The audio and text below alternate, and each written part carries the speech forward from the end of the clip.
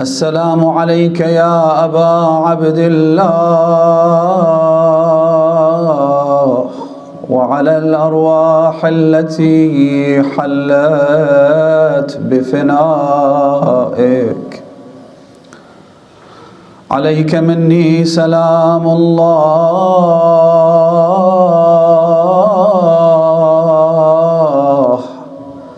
أبدا ما بقيت وبقي الليل والنهار، ولا جعله الله آخر العهد مني لزيارتكم. السلام على الحسين وعلى علي بن الحسين وعلى أولاد الحسين وعلى أصحاب الحسين ورحمة الله وبركاته. The Shia world, the followers of Abu Abdullah al-Hussein, have gone through tragedy after tragedy, tribulation after tribulation, challenge after challenge. You see, now it's a worldwide pandemic. But it's not like 2 years ago it was any easier, was it? 5 years ago, 10 years ago.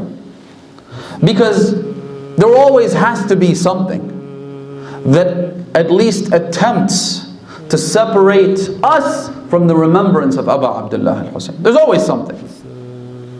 Either it's a tyrant like Al-Mutawakkil Al-Abbasi alayhi la'a'inullah. He used to amputate hands, and it got to the point where he would kill 1 out of every 10 individuals who wanted to visit the shrine of Imam al-Hussein. So it's either a tyrant that goes back 1,000 years, or a tyrant that lives in this day and age, where the followers of the Ahlul Bayt in certain countries aren't allowed to commemorate the tragedy of Imam al-Hussein. Either that, or it's a systematic campaign of elimination against the followers of the Ahlul Bayt by means of, you name it, bombing their Husayniyat and Imam Bargas and mosques. If you don't remember, then maybe you're too young, or your memory is too short. Go back just 10 years ago, and you'll remember the bombings that happened in Pakistan year after year. The bombings that used to happen in Afghanistan year after year. And the constant onslaught and massacres against the Shia in Iraq and elsewhere. It just wouldn't stop. Every single year we had to commemorate the tragedy of Imam al-Hussein, as well as those who were slain in the way of commemorating the Imam. The only difference was the geographic location and the name of the perpetrator. The one constant was the victims. It was the Shia. It was those whose only crime was crying out, Labbayka ya Hussein. It was those whose only crime was saying, Ya Fatimat al-Zahra. That's it. The victim remained as a constant. The variables were the perpetrators, the tyrants, the kings, the terror groups, you name it. So there's always something, whether it's a tyrant or terror groups, bombings, and today it's a global pandemic. So the challenge was always there. We never, in our long history of commemoration, had a period in time, a substantial, sizable period, in which our path to the commemoration of Imam al-Hussein was completely unobstructed. And so it's a new challenge, yes. But does that mean that the Shia of the Ahlul Bayt will stop commemorating Imam al-Hussein? فَوَاللَّهِ لَن تَمْحُوا ذِكْرَنَا وَلَن تُمِيتَ وَحْيَنَا وَلَن تَبْلُغَ أَمْرَنَا. You will never recognize just who we are, Ya Yazid.